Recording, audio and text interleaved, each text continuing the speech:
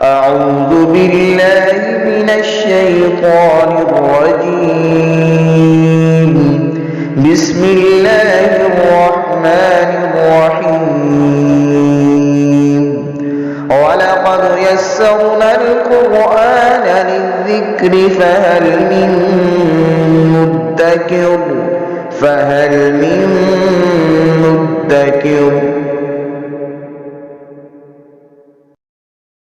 بسم اللہ الرحمن الرحیم. سورہ انعام کی آیت نمبر 38 سے پڑھیں گے. چوتھا رکوع ہم پڑھ رہے ہیں.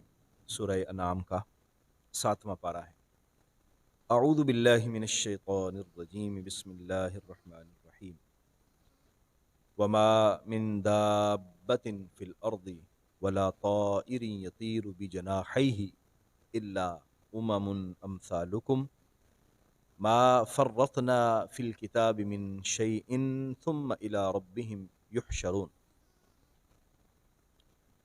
ساری کائنات کا خالق و مالک اللہ ہے. تخلیق بھی اسی نے فرمائی، پالن ہار بھی وہی ہے، کائنات کا نظام بھی وہی چلا رہا ہے. یہ بات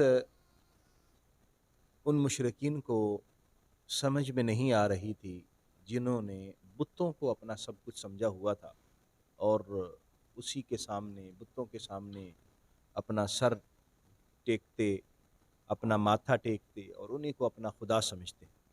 نبی کریم صلی اللہ علیہ وآلہ وسلم کو جو فرائض نبوت سونپے گئے تھے ان میں سے سب سے بڑا اور اہم فریضہ یہ تھا کہ لوگوں کے دلوں میں شرک کی غلاظت کو مٹایا جائے، شرک کو دور کیا جائے اور لوگوں کو توحید کا سبق پڑھایا جائے اور ان کے ذہن میں یہ بات راسخ کی جائے کہ کارساز مطلق اللہ کی ذات ہے اور کائنات کا بنانے والا اور چلانے والا اللہ ہے.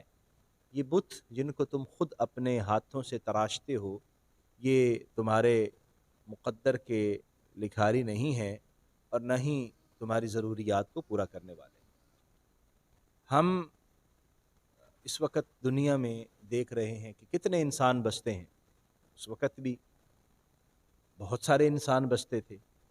فرمایا کہ تم بھی ہو، جانور بھی ہیں اور مختلف جس طرح ہمارے قبائل ہیں اور مختلف علاقے ہیں اسی طرح جانوروں کے بھی ہیں.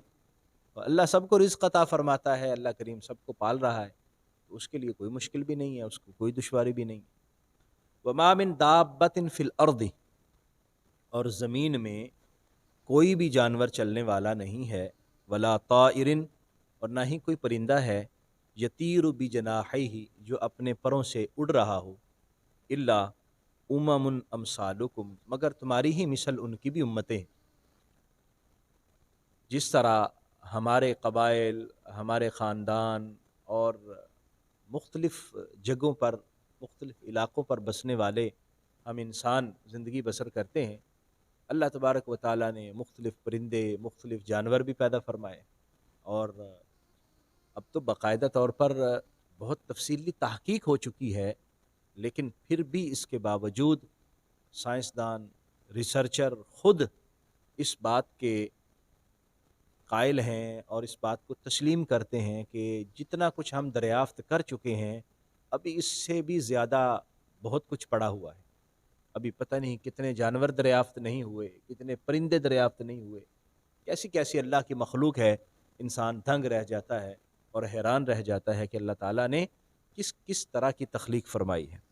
ما فرطنا فی الکتاب من شیء، ہم نے کتاب میں کوئی بھی چیز چھوڑی نہیں ہے. ثم الی ربہم یحشرون، پھر انہیں اپنے رب ہی کی طرف جمع کیا جائے گا، اللہ ہی کی بارگاہ میں لایا جائے گا. یہ ساری مثالیں دے کر اور یہ ساری چیزیں بیان کر کے سمجھانا مقصد یہ ہے کہ ہمارا انجام بہرحال اللہ کی بارگاہ میں ہے. ہم جہاں بھی زندگی بسر کر لیں، جتنے سال بھی گزار لیں، جتنی عمر بھی پا لیں، جو کچھ بھی اس دنیا میں کرتے رہیں، بہرحال اللہ کی بارگاہ میں حاضری یقینی ہے اور اللہ ہی کی بارگاہ میں ہمیں پہنچنا ہے. منزل ہماری وہ ہے.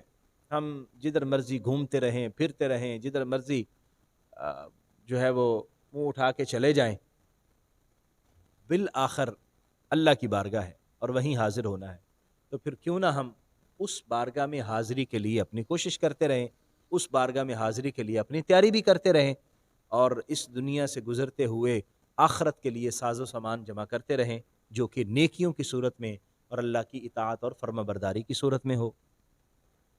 والذین کذبوا بآیاتنا، اور جن لوگوں نے ہماری آیات کو جھٹلایا، کذبوا تکذیب کی، آیاتنا ہماری بآیاتنا ہماری آیات کی، سمن وہ بہرے ہیں، بکمن وہ گونگے ہیں، فی الظلمات اور تاریکیوں میں پھر رہے ہیں، ان کو کوئی سمجھ نہیں آ رہی۔ دیکھیے یہ جو اللہ تبارک و تعالی ہمیں چیزیں ارشاد فرماتا ہے، بار بار فرماتا ہے کہ دیکھو یہ جانور ہیں، یہ پرندے ہیں، اسی طرح زمین میں سیر کرنے کا حکم ہوتا ہے، ان ساری چیزوں کو دیکھو۔ اچھا، ان ساری چیزوں کو دیکھ کر بھی اگر انسان یہ نہ سمجھے کہ ان کا خالق و مالک کتنا قادر مطلق ہے اور کتنی بڑی اس کی ذات ہے جس نے ان کو پیدا کیا ہے، تو پھر انسان کی عقل پر اور انسان کے شعور پر رونا ہی چاہیے۔ اس انسان کا شعور اور عقل کس کام کا ہے کہ جو اس کو اس کے پروردگار کی بارگاہ تک نہیں لے جاتا اور اس کو حقیقت کو سمجھنے کی طرف راغب نہیں کرتا۔ اور یہ جو اللہ کی آیات کی تکذیب کرنے والے ہیں، فرمایا کہ دیکھیں سارا کچھ سنتے ہیں، سب کچھ حقیقت کو سنتے ہیں لیکن سمجھتے نہیں ہیں، تو پھر اس حقیقت کو سننے کا کیا فائدہ ہوا؟ تو گویا یہ بہرے ہی ہوئے۔ اور اسی طرح حقیقت کہنے کے لیے مائل، بعض اوقات ایسا ہوتا ہے کہ انسان سمجھ جاتا ہے، حقیقت تک پہنچ جاتا ہے اور دل بھی اس بات کا قائل ہو جاتا ہے کہ بات یہی صحیح ہے، لیکن اس کو بیان نہیں کرتا، تو اس زبان کا کیا فائدہ ہے جو حقیقت کو بیان نہ کر سکے، وہ گونگی ہوئی۔ نبی کریم صلی اللہ تعالی علیہ وآلہ وسلم کی بارگاہ میں کئی مرتبہ یہ جو کفار ہیں آتے اور اس بات کی گواہی بھی دیتے، آپ جو کہہ رہے ہیں وہ صحیح کہہ رہے ہیں، آپ جس بات کا پیغام دے رہے ہیں وہ ٹھیک دے رہے ہیں، لیکن اس کے باوجود مانتے نہیں تھے، اور بعض کو قرآن تو سنتے اور قرآن سن کے ایمان لانے کی طرف مائل بھی ہو جاتے، لیکن صرف اس وجہ سے کہ میری قوم کیا کہے گی، لوگ کیا کہیں گے وغیرہ وغیرہ۔ تو فرمایا کہ حقیقت تو یہ ہے کہ انسان جب سمجھ جائے تو پھر وہ زبان سے اقرار بھی کر لے، دل میں اس کی تصدیق بھی ہو، تو پھر یہی ہے، اور ورنہ پھر طریقوں میں ہی بھٹکتے پھریں گے اس دنیا کے اندر بھی، اور پھر جب آخرت میں جائیں گے تو وہاں بھی پھر اللہ کی بارگاہ سے ہمیں کوئی خیر نہیں ملے گی، کیونکہ ہم نے خیر کی طرف کوشش ہی نہیں کی اور خیر کو حاصل کرنے کا ارادہ ہی نہیں کیا۔ من یشاء اللہ یضلل، اللہ جس کو چاہتا ہے گمراہ ہونے دیتا ہے، ومن یشاء یجعلہ علی صراط مستقیم، اور جس کو چاہتا ہے صراط مستقیم پر ڈال دیتا ہے۔ صراط مستقیم بھی گویا اسی کے قبضہ قدرت میں ہے، اور اگر اللہ نظر رحمت دور فرما لے اور کسی کو توفیق نہ دے تو پھر گمراہی رہے گا، وہ گمراہی کی طرف ہی بھٹکتا رہے گا۔ اس کا مطلب یہ ہے کہ ہمیں صراط مستقیم کے لیے اللہ کی بارگاہ میں گزارش بھی کرتے رہنا چاہیے، اور یہ صراط مستقیم اتنی قیمتی چیز ہے۔ آپ دیکھیے کہ ہم کسی بھی چیز کا تقاضا 1 مرتبہ کریں، 2 مرتبہ کریں، 4 مرتبہ، 10 مرتبہ، 20 مرتبہ، تو ہمیں محسوس ہوتا ہے کہ یار بس اب ہم نے بہت مانگ لیا ہے، بہت مانگ لیا ہے۔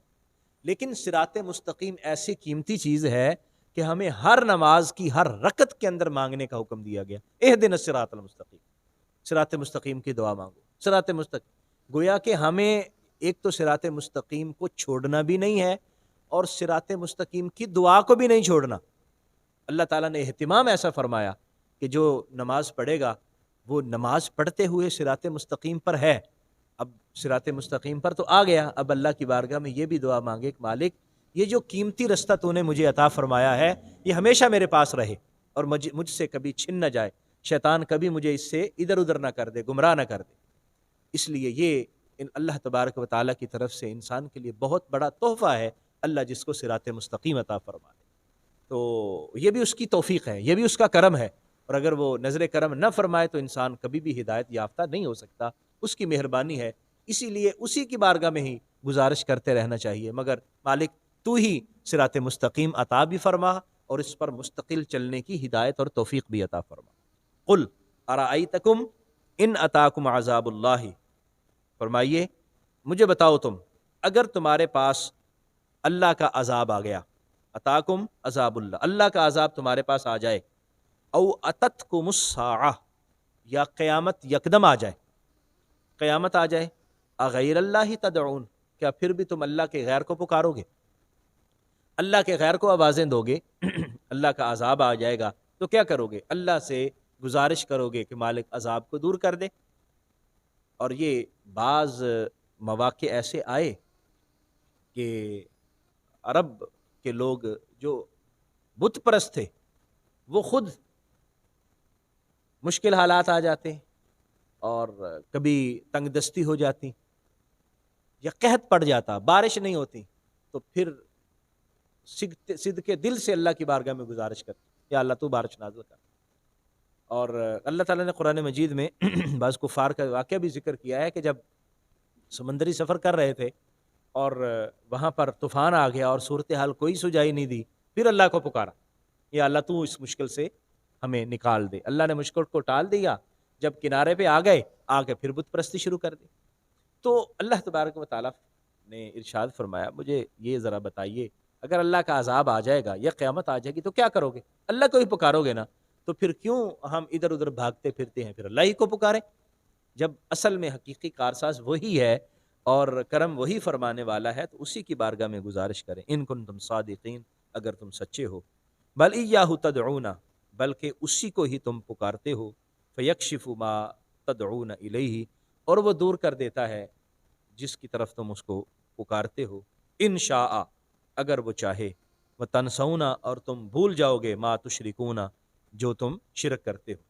جب مشکل ایسی پیش آ جائے، قیامت آ جائے یا ایسی کوئی دشواری پیش آ جائے، تو پھر اللہ ہی کو پکارو گے، اور پھر اللہ کریم جس کی چاہتا ہے مشکل کو دور بھی فرما دیتا ہے۔ اور جب اس طرح کی پریشانی آتی ہے یا قیامت آئے گی یا اللہ کا عذاب آئے گا، پھر تمہیں بت بھی بھول جائیں گے، پھر تمہیں اپنے یہ جھوٹے خدا بھی بھول جائیں گے کہ ہم ان کی بارگاہ میں دعائیں مانگتے تھے اور ان کو پکارتے تھے اور ان کی عبادت کرتے تھے، یہ سب کچھ تم بھول جاؤ گے، اور پھر حقیقی مالک اللہ کی بارگاہ میں گزارشات کرو گے۔ تو کیوں نہ پھر ہم ابھی سے اللہ ہی کا دامن تھامیں اور اسی کی بارگاہ میں اپنے سجدے پیش کریں، اسی کی بارگاہ میں عبادات کریں۔ اور وہ جو کفار ہیں ان کو یہ باتیں خاص طور پر سمجھائی گئیں کہ اللہ کے بارگاہ میں ہمیشہ حاضر رہنے کی کوشش کرنا، اور جو چیزیں اللہ سے دور کرنے والی ہیں وہ شرک ہے، وہ اس کے علاوہ چیزیں ہیں، اس سے انسان کو بچنے کی کوشش کرنا چاہیے، کیونکہ مالک حقیقی بھی وہی ہے، اور ہمارے تمام معاملات کی پریشانیوں میں ہمارے ساتھ ہمارا مدد کرنے والا اور پریشانیوں کو دور کرنے والا بھی اللہ ہی ہے، اللہ ہی کی ذات ہے۔ اللہ کریم ہمیں سمجھنے کی، عمل کی توفیق عطا فرمائے، آمین۔ وآخر دعوایا ان الحمد للہ رب العالمین۔